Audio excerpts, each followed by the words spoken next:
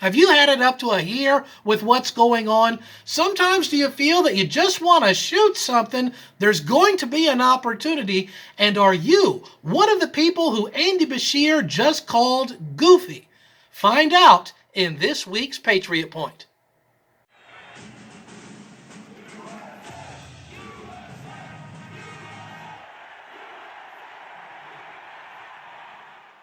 Hello, Patriots, and welcome to Patriot Point.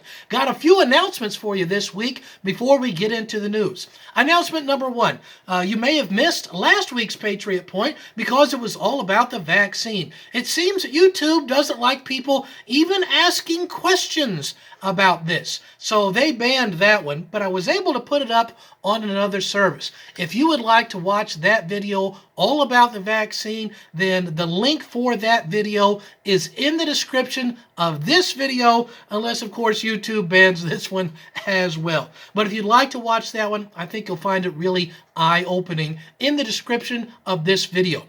Which leads us to announcement number two. It is what is called the Uncensored Truth Tour. Do you remember those doctors who stood in front of the United States Supreme Court trying to talk some sanity into people last year, saying, listen, hey, this COVID thing is not as bad as you are being told. It's a real virus, but it's not necessarily more deadly than other viruses that we've dealt with, and we've got effective treatments with hydroxychloroquine and some other things. And of course, they are being censored big time. So since they can't get their message out on YouTube or these other liberal socialist platforms, they're going across the country in what is called the Uncensored Truth Tour, and they're coming here to Kentucky. It's a place called Shepherdsville. It's just right outside of Louisville. It is going to be June the 7th at 6 p.m. at the Paraquet Springs Conference Center. And this is a completely free conference. I hope that you will go and get some information about this, and get this information from doctor after doctor after doctor after medical doctor. All these people, medical doctors, experts in their field, telling you that, listen, you have been lied to major time for more than a year in what has been the biggest political misusing of something, and I think in all of world history. They've taken what is a real virus and they have used it as a political weapon, when we had viruses just as bad as this in the past, and we didn't use it to see a massive communist socialist takeover of all of our liberties.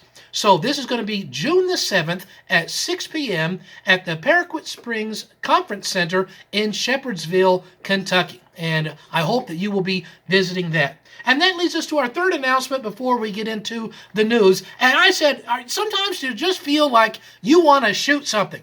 I know I do. And that is why I am hosting the Great Kentucky Shootout and Picnic. This is just a great opportunity for people to get together, which is something we haven't been able to freely do now for a year and a half. Just get together and enjoy some of our Second Amendment rights. This is going to be held at the Sugar Creek Gun Range in Lancaster, Kentucky. You can see the address is 1033 Perry Rogers Road in Lancaster. We'll get started at 11 a.m. and the event itself is free, but if you want to be a shooter and enter the contest, it's $20 per shooters.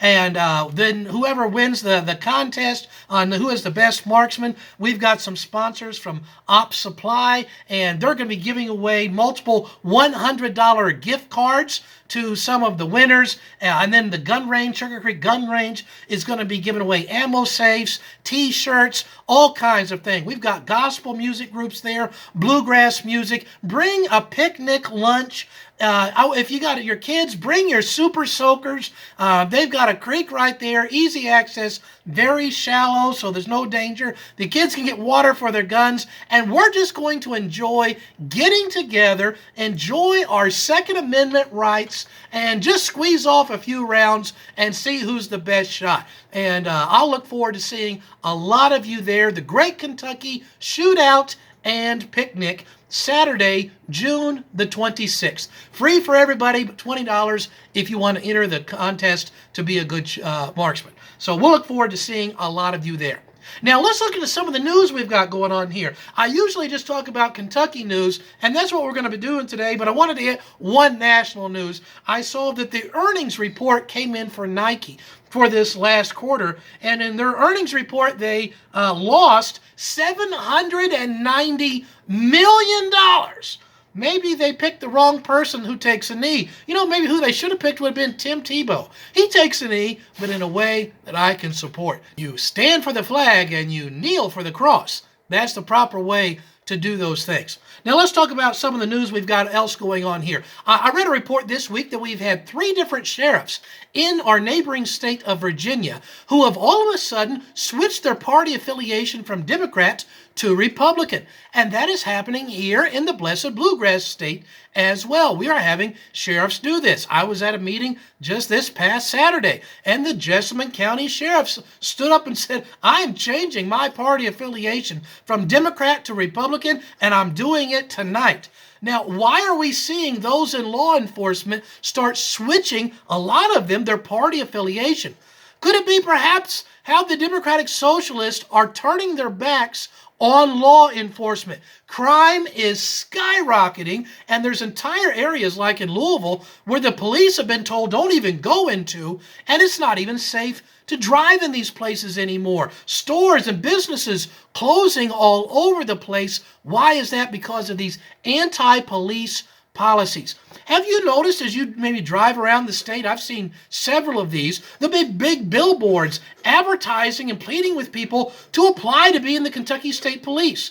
You'll see commercials on TV or on the internet saying, well, why don't you apply for the Kentucky State Police? You know why? Because Andy Beshear and some of our other socialist Democrats have turned their backs on them. They're not supporting them. They're standing with the rioters. And police don't want to put their necks out when they're not getting the support. And what happens when we have less police? We have increasing crime, and it decreases our safety. I live in Fayette County, Kentucky, and here in 2012, we had about 1,800 people who applied to be part of our police force. Then in 2012, we had about 1,200 who applied. You know how many we've had apply this year? We're halfway through the year, about 212. Why are people not applying? Why are police who have been in the law enforcement for years getting transfers or just taking early retirement? And they're getting out in droves because we have seen these Democratic Socialist policies turning their backs on law enforcement and standing with the lawbreakers and the rioters. And this is causing a huge problem. And this is the reason why. I'm going to give you the analysis behind this. The idea, it's an old socialist idea, is you create a problem so that you can solve a problem. And I'll tell you what's behind this whole defund the police movement. It is to increase the amount of anarchy and crime till it comes to a point where the people demand that there be law reinstated. And they're going to say, well, listen, we can't trust law enforcement to all these local people. I mean, all these different ways they got of training and recruiting. We need a nationalized police force that we can decide who gets hired and how they get trained and where they get sent. And then they replace our local police force, and they know their neighbors. And these are their friends and family that they've grown up with and lived with. You replace that with a national police force that they just send wherever. They're not tied to the local people, and they're loyal only to the national thing. It's one of the things that our founding fathers were terribly afraid of, knew this would lead to absolute tyranny, and we are seeing the push for this by the Democratic Socialists right now in defunding our police and standing with rioters. And we're seeing this being done also on the local level. We're seeing a lot of city councils that are saying, well, we're just going to rethink police work here. And they're not going to keep the pay for police officers in line with what is really acceptable and needed for someone who puts that much risk into their job. And by doing that, they're really kind of defunding them because they're not giving them the proper funding. They're not giving them support. And so what we need from you, dear Patriot, I need a lot of you out there to run for your city council so that we can stand up for these things. Liberty is not a spectator sport. We have turned it over too long to others thinking, I'm too busy. Well, we got to say, you know what? I'm not too busy to stand up and to serve and to put my time in on these different councils and other positions to make sure that liberty is defended, our police are supported, and to help keep Kentucky safe. I was at a meeting here about a month ago. Kentucky State Senator John Schickel was there, and he was talking about government and how he said, and I love his quote, Senator Schickel of Kentucky said, "The Constitution is your owner's manual for your government."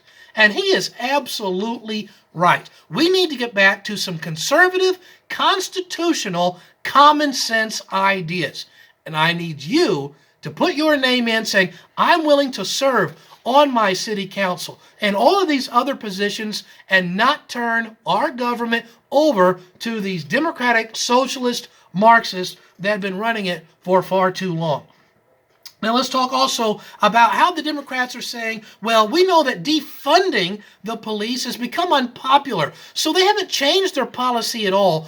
A Democratic Socialist, all they do is they just relabel things to make it sound more palatable. And so what they've done, instead of saying defunding, you know what they're calling it now? They're saying, well, we are reimagining the police and how police work would really be.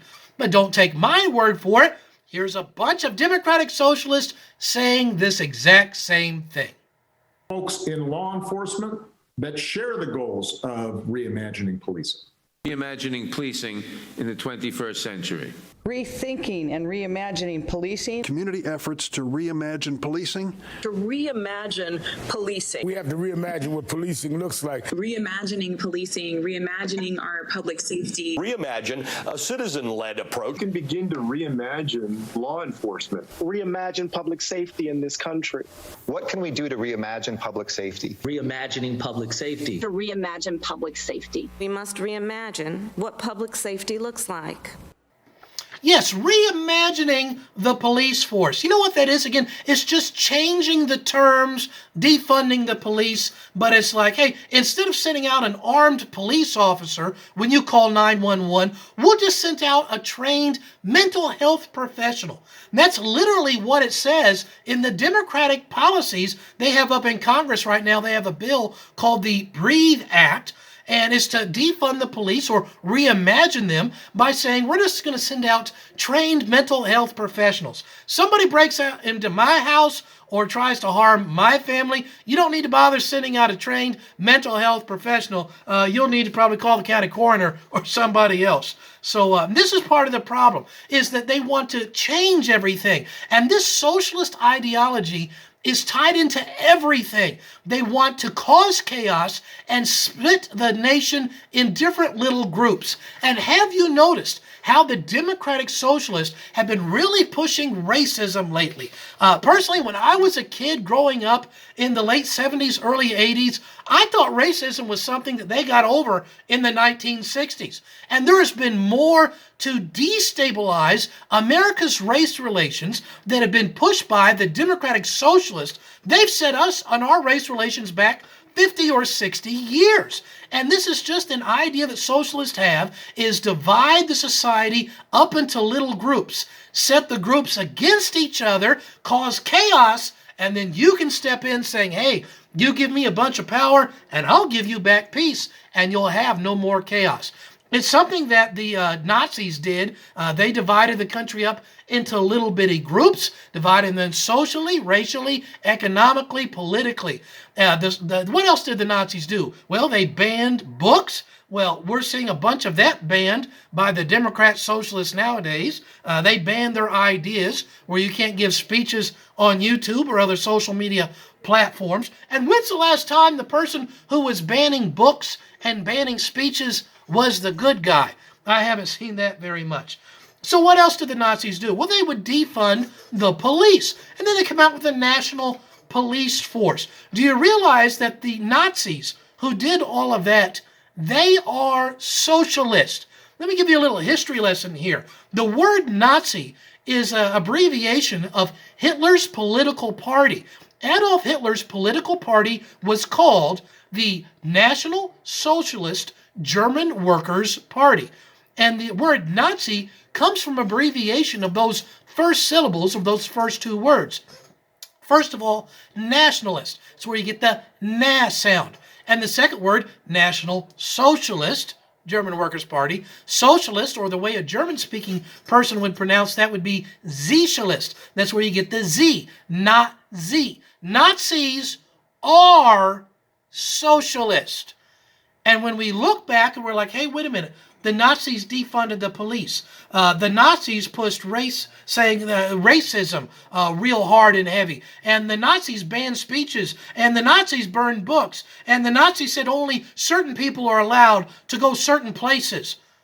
The Democratic Socialists who've been using this pandemic to push a lot of this are doing everything that the Nazis ever did, including being socialist. Socialism has destroyed every single nation where it ever got in charge. Do you remember the USSR, the big communist empire, the USSR? Do you remember what USSR stood for?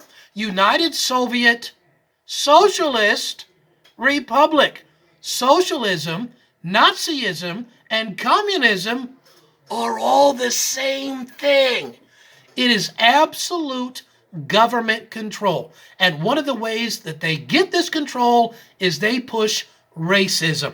And this is something that the Socialist Democrats have been pushing a lot through what is called critical race theory. Critical race theory is just a reimagining, doesn't that sound familiar? Reimagining of history. And it basically says that everything everywhere is racist, including math. I encourage you, after you watch this video on YouTube, type in math is racist, and you're going to see all kinds of results where they're now saying math is racist because it says there's only one answer, and that's the white man's fault. Everything is not racist, people, and critical race theory, all that it is a rewriting of history, a rewriting of our values, and it is making racism officially approved of. We need to get rid of this, and I'm happy to tell you that we've got some Kentucky state legislators who are working to get critical race theory out of Kentucky. There are some bills that have been already written this year, and one of them is called BR 60. It is written by Kentucky State Representative Matt Lockett out of Jessamine County. And he's written a bill that says, listen, critical race theory will not be taught in Kentucky schools. Well, praise the Lord for that. There is a similar bill that has been written by Kentucky Representative Joe Fisher, and that is bill request number 60. The other one was 69. And it's just talking about getting this critical race theory, which is just approved and sanctioned racism, getting it out of the Commonwealth. It has no place here. And they are getting a lot of pushback from a lot of these socialists who are like, no, we got to teach all this critical race theory, which is just sanctioned racism. So I hope that you will support and let your legislator know from your county that you support getting rid of critical race theory in Kentucky. That is BR 60 and BR 69. Two different bills that handle this in slightly different ways, both of them good, and I hope that you'll contact your state level legislator, ask them to support that. So socialism destroys things. And let's talk about one last thing about socialism before we go on tonight. And this idea of socialism is where the government's control of everything and the redistribution of wealth, taking from people who have and giving it to people who don't. On the surface, that sounds great. It has never worked. When you can get more people who are not working and they're getting money from those who do work, when you break that halfway point, you know what's going to happen? Society is destroyed. We're seeing that in Kentucky now. Andy Beshear is still giving a $300 bonus to those who are not working on top of the normal unemployment insurance. He is paying people to not work. And then he is taxing people who do work. I want people to know that I don't know what we are doing. Kentucky's right now labor force participation is 48% of able-bodied people who could work just aren't working anymore. Have you noticed that services at different businesses, it's hard to get service nowadays. Your service is slower if you can even get any. Prices of things are going up. Why is that? Why are there now more than 100,000 jobs open in Kentucky? Because Andy Beshear is pushing this socialist philosophy of I'm going to pay people not to work. Not only is this un-American, not only is it destroying Kentucky's economy and society, it is also unbiblical. Notice what the Bible says in the book of 2 Thessalonians chapter 3 and verse number 10. It says, if any would not work, neither should he eat.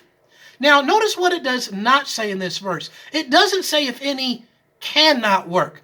If someone cannot work, well, the Bible repeatedly tells us that it is our Christian obligation to care for those who cannot work. This verse here doesn't say that, though, does it? It says those who would not work. Perfectly able-bodied people who are able to work, they just don't want to. It says, listen, you should not be giving them a handout. Andy Beshear is continuing to give a $300 a time bonus on top of everything else for not working. And now we got 48% of Kentuckians who could work not doing it. He is destroying our state through his un-American and unbiblical policies. I want people to know that I don't know what we are doing. And here's the part where I says he's calling some people goofy. He got on TV this past week during his propaganda hour, and he says that to tell the people who think that giving away a $300 bonus on top of the unemployment insurance and to stop this bonus is goofiness. That's literally what he said. Do you think giving a $300 bonus on top of the unemployment insurance that all the small business owners have to pay, if you think stopping that for perfectly able-bodied people should have to maybe work, if you think stopping that is wrong, is the thing that we should do, Andy Beshear says, no, you're goofy. And so whenever you think of goofiness, think of Andy Beshear. I want people to know that I don't know what we are doing.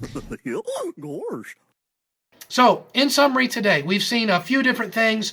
This socialist agenda, this defunding the police, it's all leading to a state of tyranny. And how do you know when there is tyranny? When there is one set of rules for the government and a different set of rules for we the people. For example, Andy Beshear has come out and he is, in his graciousness, allowed restaurants to open up at 75% capacity. Oh, thank you, King Beshear. But at the same time this past week, he has said that, hey, all the state level boards and commissions, you all can meet at 100% capacity. Now, you small business owners own restaurants, you can only be at 75%, but 100% for us that are in government. A double standard, and that's how you know that there is tyranny. Well, don't forget about the Great Kentucky Picnic and Shootout that is going to be held on June the 26th in Lancaster. I hope that you'll be able to come out, bring your family. We're going to have music. It's going to be a fun time, and I hope that you can enjoy it that day. And if you never have, make sure you hit that subscribe button. I hope you'll like this video. And until next week, I'm Lee Watts for Patriot Point. Stand strong and breathe free.